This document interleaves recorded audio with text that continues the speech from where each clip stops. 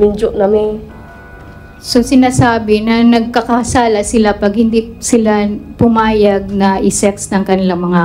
So bawal sa kanila ang pumunta sa eskwela, Your Honor, kasi sabi ni Senior Aguila, siya nga na Panginoon, hindi nga siya nag-aral eh. Sila pa kaya? Oh. Munang tawagin si Elias Jane.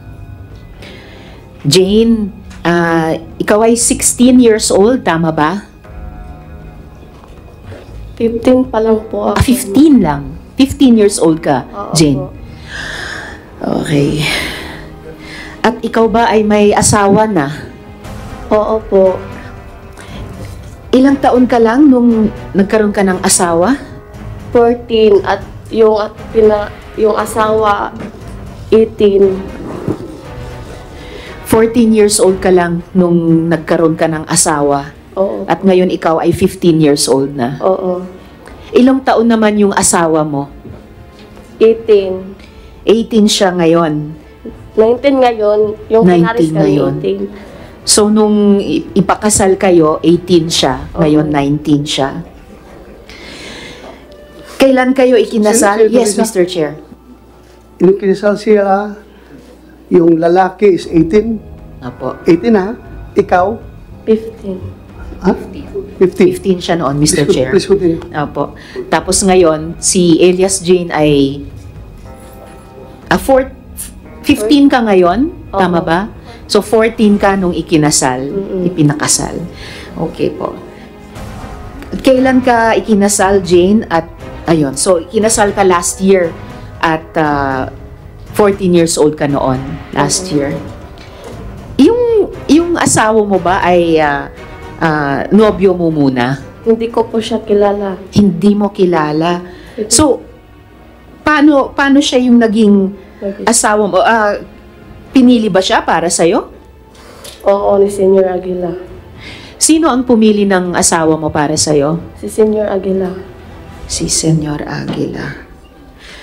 Ngayon, Jane, ang sabi ni Senyor Aguila at ni Mr. Mamerto Galanida sa kanilang mga interviews, wala naman daw child marriage sa kapihan.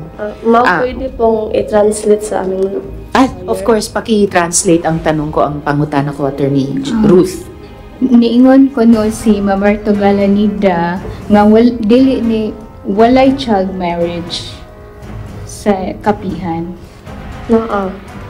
Meron, Madam Chair. Mayroon. So, hindi totoo na yung sinabi ni na Senyor Aguila at ni Mr. Galanida na wala namang child marriage. Sabi pa nila, walang seremonya. Sabi daw ni Senyor Aguila, hindi naman daw siya pare. Niingon si Senyor Aguila nga wala kuno'y seremonya, kay dili man kuno siya pare. Ma'am. Meron, Madam Senator. May seremonya. Yes, Mr. Chair. Unsa man ang seremonya gihimo? Giunsa man paghimo? Paano ginawa ang seremonya? Primero, ipatawag ang mga sekretary sa... Ipakiangat ang microphone doon sa baba. Okay. Ipatawag ang sekretary, ipalista ang mga dagag ulitaw, ang mga budget 12 pataas, ang mga laki 18 pataas.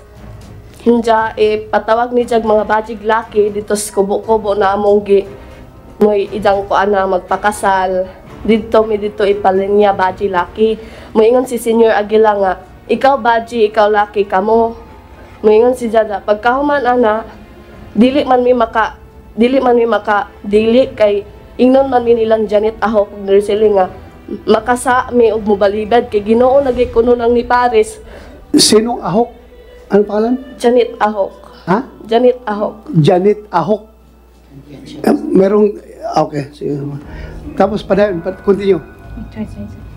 Pagkahuman sa pagkaminjo na mo paulion mi kay pahibaw among nanay among ginikanan nga naminjo nami magpakuha mig ninang og ninong pagkahuman ana magsayal mi Diya magdamig buwak magbaktas. Sandali sandali. Mukhang Senator Risa, hirap yung stenographer natin, hindi maka-cope up. Hinahinay lang ha, hinahinay ka lang storya, tapos Attorney, please translate to Tagalog para ma-record, ha? Yes, Your Honor. Sige, hina-hina lang. Sige. Okay. Please continue. Yung sinabi niya na, unang step daw is ipapatawag yung mga secretaries, tapos ililista kung sino ang mga single na lalaki at single na babae. Tapos ang age ng mga babae ay 12 pataas, habang sa lalaki is 18 pataas. Tapos si Senyor Aguila ang Magpares. magpapares, sabi, ikaw, paired ka nitong isa. So, hindi daw sila pwedeng humindi dahil Diyos naman daw kasi ang nagsasabi na yun yung pares nila. And then Jane, pagkatapos ng kasal, ano yung susunod na nangyari? Ija may ipaki sa among ipares. Unja, may among permahan nga mamatuod nga yung sugot mi. Ja, istoryahan mi parties nga ana nga mo na among bana. Way maka hiwalay namo kanarang kamatajon.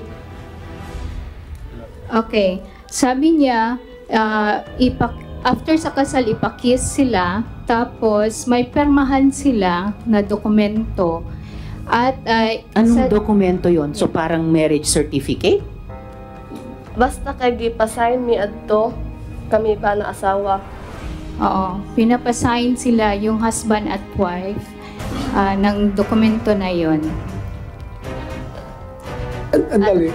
Yes, Mr. Chair. Ang pangutan ko was seremonyas. Nakakita pagkakasal sa Katoliko o sa ibang reliyon? Nakakita ka? Barong ang lalaki, ang babae, nakadamit.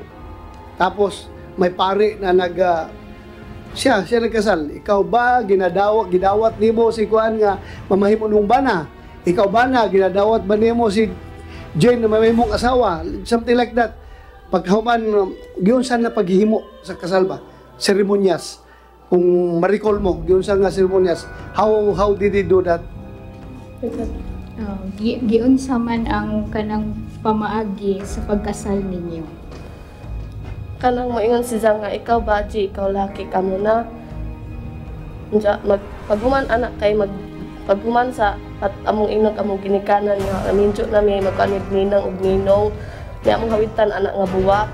Ja picturean me. Okay. So, after the pairing, sinabi ni J. Renz na ikaw babae, ikaw lalaki, kayo na. So, pupunta sila sa parents nila at magpaalam na ikakasal na sila at saka kukuha ng mga ninong at Hinang. yun na. Pagkahuman anag minjo ni Ja, pagkaugma, ipatawag mi kay Yun pala, Honorable Chair. Prenuptial yun. Prenuptial Yung sinabi niya na magdadala ng flower at pupunta dun sa seremonya. And then, pagkahuman sa among kasal, kailangan magdog mi ana pauli. Sunod, pagkaugma ipatawag tanan ijang giminjo, diyan na himuon nga counseling nga moingon sila nga kailangan imo na ng kwaon ng imong asawa kay authorize na nimong kwaon kay minjo naman mo. so after sa kasal, kailangan sila magsiping. At sinabi daw ni Jerence na pwede authorize ka ng kunin or rape yung yung wife mo kasi kasal naman kayo. Sinabi ni Senyor Aguila, authorized ang asawa mo i-rape ka? Kailangan ay among tulo ka adlaw di mi makuha nganlan mi ka Dios. Kailangan daw makuha sila in 3 days, otherwise they will be called na nag-adyos. Ano yung... Sige, mamaya gusto kong itanong, Mr. Chair, ano ba yung adyos na yan? Pero ituloy mo muna, Jane. Ano yung susunod na pangyayari? Kasi sabi mo, sinabi ni Senyor Aguila, sinasabi, authorized yung mga asawa i-rape Opo. kayo. Senator Risa, sandali lang Yes, ha. Mr. Chair. Andito ba parents mo? Nasaan ang parents mo ngayon? Hanggang nanay, tas Ha? Your Honor, she is under an alias name, Your Honor. Ha? Your Honor, she's under an alias, so she cannot. Okay. Pero andito yung mother, father niya? Wala. Yung nanay mo, nandun pa sa kapihan. Yes, Your Honor. Klaruin ko lang kasi gusto ko rin kausapin yung parents kung andito. We cannot divulge the name of the parents. Your Honor. Kaya nga, sige lang, huwag lang i-divulge. Basta ako, gusto ko lang either executive session or gusto ko makausap. So meaning, Jane, pumayag yung parents mo na ikasal ka. okay, masugot na ka na mag-among mga parents tungod kay mamay among balaod ni Senior Aguila kaya makasa kami sa langit. Oo, kasi yun daw ang laws to be able to go to heaven, Your Honor.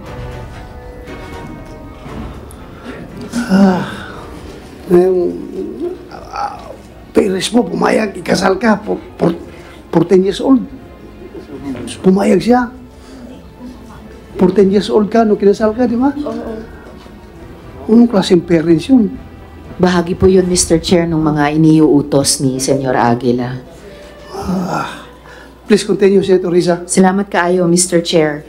So, ano yung sumunod na nangyari, Jane? Pagkatapos ng seremonya, pagkatapos ng sinabihan kayo ni Senyor Aguila na authorized kayong i-rape ng mga asawa nyo? Unsay nahitabo pagkahuman giingon ni Senyor Aguila nga authorized na ang inyong mga bana nga i-rape mo. Unsay nahitabo human? Gipaulit naman mi adto pagkahuman nila counseling. Pinauwi sila after the counseling, Your Honor. Tapos ganun yung laman ng counseling, yung ganung klaseng authorization. Tapos Jane, maliban dun sa asawa mo, meron pang ibang tao na nagtangkang makipagtalik sa'yo o nagparating na gustong makipagtalik sa'yo? Oo. Sino yung taong yun? Senior Aguila. Tapos, yes, Mr. Chair. nakapagtalik kayo? Ha? Iyak ko yung sugod. Wala, hindi nangyari. Hindi siya pumayag, Your Honor. Hindi ka pumayag. Mabuti hindi ka pinilit. Sige kog ingon-ingon na dyan nga. Sige, Ha? sugot na diha kay biskay ingon na nang kuan kay Ginoo na nang ingon nimo jadi paghapon ka pero di mo gajud ko. Palagi siyang kinukulit, Your Honor, na mag-consent na pero ayaw niya. Kasi sabi daw, Panginoon na yung nag-ano sa'yo, nag-ask ba? Oo. Sige. Salamat kayo, Mr. Chair. Kanina, Jane, binanggit mo yung adyos. No? Ano ba yung adyos na yan? May parusa ba kapag ayaw makipagtalik yung mga ipinakakasal? Kabali ingon na ni Senior Aguila nga makasa mi ing ana na dili mi magpahilabot sa among bana nga authorized na among tanak kay minjo na mi. So sinasabi na nagkakasala sila pag hindi sila pumayag na i-sex ng kanilang mga husbands, Your Honor. Yun na yung adyos? Ano yung epekto kapag sinabing ang ginawa mo ay adyos? Anong mangyayari sa'yo? Unsay may tabo ko, ingnon mo nga nag-adjust ka. Karang matawag og adjust nang maglikay-likay kay sa imong bana di ka magpahilabot. Oo. Munay adjust sa amo. Kung giingnan ka nga, nag-adjust ka, unsa may mahitabuan na nimo. Kanang istoryahon mi ingnon mi nga ipasabot mi na ngaman kuno di kuno mi magpahilabot. Ng ana na impierno lay kuno mi ng ana mi. Kakausapin sila, Your Honor, sasabihin na maimpyerno sila pag hindi sila pumayag. So, kapag hindi nakipagtalik ay pupunta sa impyerno. Jane, sino ba si J. Renz Kilario? Ano ba yung pagkakilala mo sa kanya? Nagpaila si Zana ang Ginoo nga mo mangluluwas. Nagpakilala siya na siya yung Panginoon at Savior nila, Your Honor. Lumalabas na kapag may rules, yung Panginoon, yung Savior, si Senyor Aguila na nilabag, may parusa. Isa na itong sinabi mong adyos. Meron pa bang ibang mga parusang ginagawa bukod sa adyos? Ug dili mi mosunod sa ilang voluntaryo, mga paksol, i-restricted mis paksol, irulita, ug kanang padulan. Kung hindi sila susunod, mayroon silang paddle, may ruleta, at restricted, Your Honor. Paddle? Parang paddle ng mga frat, ganon? Sa lubot ka ng kahoy nga, kanang murag pusil gani nga taas, Ah, rifle.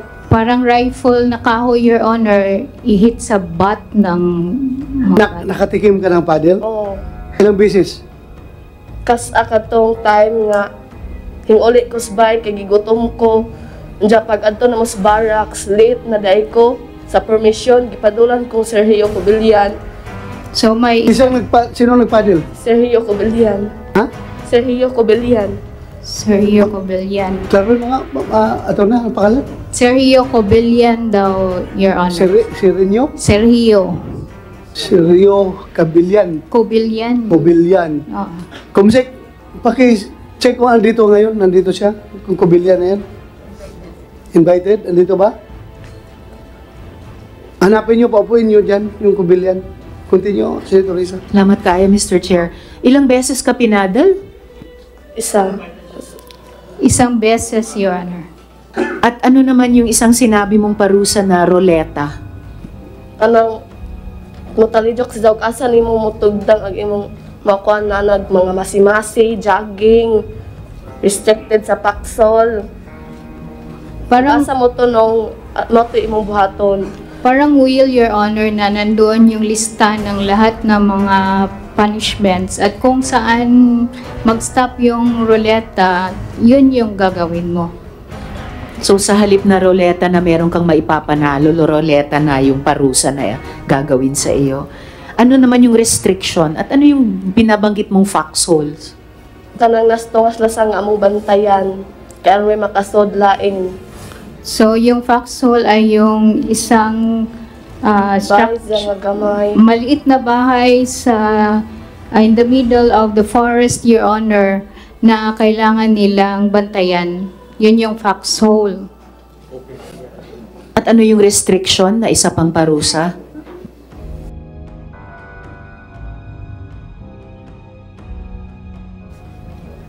Ano sa manila?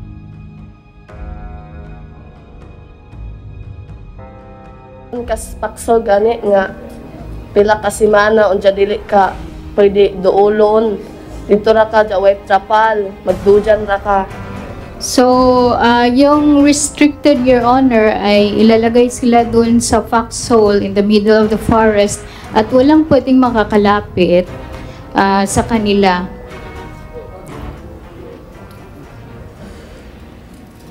So sa kabila ng lahat ng itong mga pag-uutos, pagpipilit, pagpaparusa, Jane, nung nasa kapihan ka, nakapag-aral ka ba? Dili pwede na mo eskwela kay gibawal ni Senyor Aguila kay makasa ekonomi kay si gani kuno nga Ginoo wa magay kuno yung eskwela kami na bahinoong sumusunod ni Dia. So, bawal sa kanila ang pumunta sa eskwela, Your Honor, kasi sabi ni Senyor Aguila, siya nga na Panginoon, hindi nga siya nag-aral eh. Sila pa kaya? Oh. So kung kailangan ko pang itanong, Jane, so bakit mo naisipan na tumakas? Tungod kay sa katong giminjo ko nga gipugos ra ko ug dili pwede pa eskwelahon ug kinakapuyan tungod kay nay mga masimasi hakot og buhangin, graba ug mga kahoy ug dili pwede ka pagawason nila ug kanang dagag ulitaw pa ka ug pera namo nga mga dagko na mga adult dili pwede sila mo gawas ug dili check attendance sila sa voluntaryo. So, lumabas siya dahil pinakasal siya, Your Honor. At saka pagod na daw siya sa dami ng kanilang ginagawa. At hindi sila allowed na mag-eskwela, Your Honor. Kahit ako, Jane, adult, napapagod din ako marinig lahat nung pinagdaanan mo. Ano pa kaya ikaw, no, na bata pa hanggang sa ngayon. At sa ngayon, Jane, kasama mo si tatay mo, pero ang nanay mo ay nandoon pa rin hanggang ngayon sa kapihan. Oo, giminjod jag utro ni Senior Aguila. Yung mother niya ay pinakasal sa iba, Your Honor. Doon ni Senior Aguila. Yung mother mo nakasal sa father mo, pinakasal ni Senyor Aguila sa iba? Oo. Paano mo nalaman na pinakasal siya sa iba? Katong pag-lit na mo flag racing, nagpatawag si nanay o katong laki. May flag racing sila doon, Your Honor, na pinatawag yung nanay niya at yung bagong husband niya, yung lalaki. Kay dili ko no pwede o dili mi pares kay di ko no mi kasaka sa arka ni Noe. Hindi daw pwede na walang pares dahil hindi sila makakapasok sa arka ni Noah. Noe.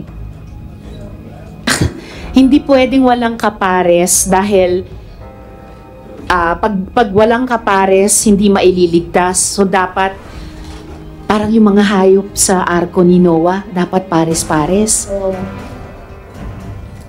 Okay. Well, dagang salamat, Jane, ha? Baka mamaya may mga tanong pa sa iyo. Pero ngayon pa lang, maraming salamat sa pagsasalita mo sa amin. Alang-alang sa sarili mo at sa ibang mga bata pa na tumakas at yung mga maraming bata pa na nando doon. Dagan salamat eh. Jane, Hindi ko ma-imagine. Jane? Yes, Mr. Chair.